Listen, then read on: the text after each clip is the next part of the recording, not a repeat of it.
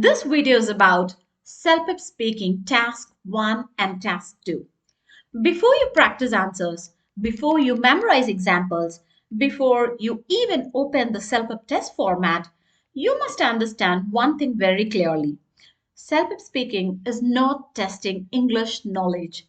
It is testing your communication behavior. If you don't understand the concepts behind task 1 and task 2, no example in the world will save your score.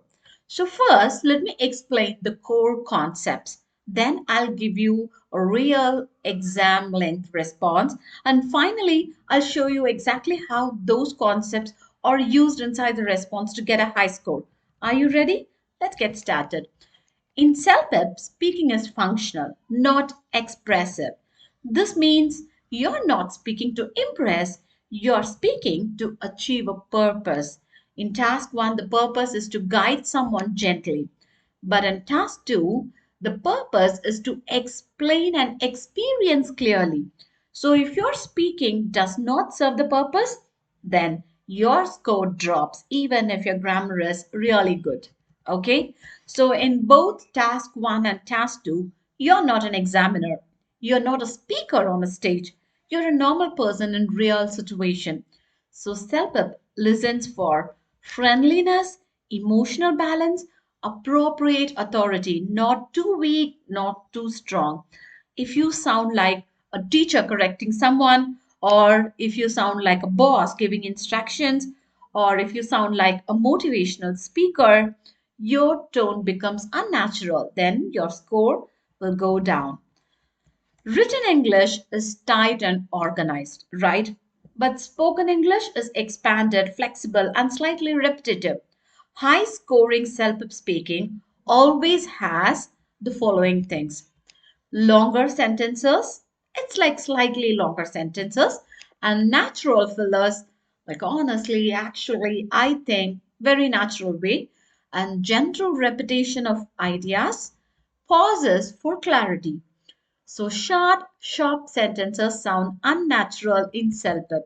You got it?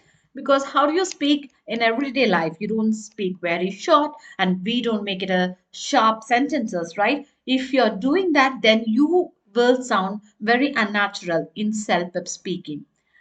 And let me tell you the idea development. CELPIP does not count how many ideas you give. They listen for one idea that explained calmly, supported with reasoning, followed by an impact or a result. One fully developed idea scores higher than four shallow ones. Got it? The next concept is about the time management. High scorers don't finish early. Yes, they fill time naturally by explaining the context and by expanding, giving reasons for the same, and then they try to give mild examples, and then they close it in a very smooth way. So, this makes the response sound confident and controlled. Got it? So let me tell you the task-wise concept focus. So if you take task 1, that is the giving advice, right? That's the core concepts. You should show empathy before advice. And soft suggestion language should be there. Logical order. Say, for example, start with the problem, then give the suggestion, then you can tell its advantages or benefits, and then positive, reassuring ending. No empathy means then it's a cold tone, and no soft language means it means aggressive tone. And task 2, when it comes to personal experience. So here the core concepts are like it should be very clear situation setup, okay? And it should follow the chronological flow. Natural past tense should work and reflection at the end. Remember, there is no timeline, then it means confusion. So it should follow in an order, in a sequence, and no reflection, then it means it's just a flat response. So don't do that. Here is an example.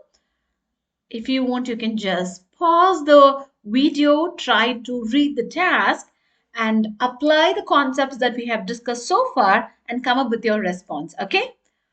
Your friend is nervous about moving to a new city for work. What advice would you give? Simple, right? Okay, once you're ready, you can come with your response. But now I'll give my response here.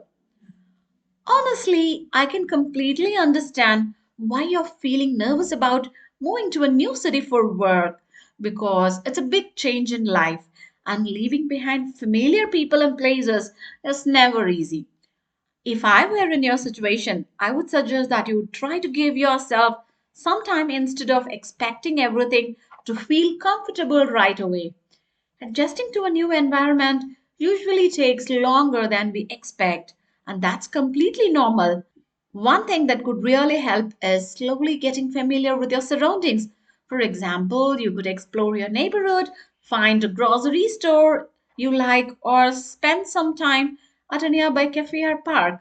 These small routines can make a new place feel more familiar and less stressful. I would also recommend making an effort to connect with people, especially at work, because even simple conversations with colleagues or joining a local activity can help you feel more confident and supported. Overall, try not to be too hard on yourself.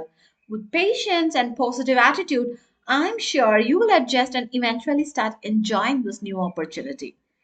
Okay, so let me tell you why this response scores high. Now listen carefully. This is where most teachers stop, but this is where real understanding begins. First one, the concept applied is empathy first. The response here starts with, honestly, I can completely understand and why you're feeling nervous about moving to a new city for work. So here, this does two things. First, it emotionally connects with the listener, right? And second, it immediately sets a friendly Canadian tone. CELPIP examiners love this because it sounds human. And the second concept is soft suggestion language is applied here. Yes, soft suggestion language. If you notice the phrases, if I were in your situation, I would suggest, and one thing that could really help is, can you find it? And I would also recommend making an effort. So these phrases lower the pressure, it shows the politeness and sound very natural, right? So direct commands reduce scores in task one. Remember that. If you're commanding them directly, then that will reduce your score in task one. Never do that. And the third concept is idea development. Yes, instead of listing many tips, I have explained why adjustment takes time, right? And I've given one main strategy. That means that familiar places, right? And I have also explained how it helps emotionally.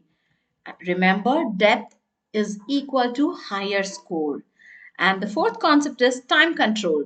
So I have filled time naturally by explaining the feelings, by giving examples, expanding consequences, no rushing, no silence, and no repetition panic. Got it? And finally, the fifth concept, a positive closure. With a patience and a positive attitude, I'm sure you will adjust and eventually start enjoying this new opportunity. So, this leaves the listener calm and exactly what advice should do. Got it? Now, let me tell you why many students lose marks in task one. First, they jump straight into the advice. That means they sound sometimes bossy, they speak too fast, and give disconnected ideas too. Self punishes unnatural communication. Remember that. And let me tell you, high scores come from understanding the concepts, applying them naturally, and sounding human, not from memorizing answers. Okay? So that's all for today's video. Kindly like, share, and subscribe for more self-help tips. See you in the next video. Bye bye.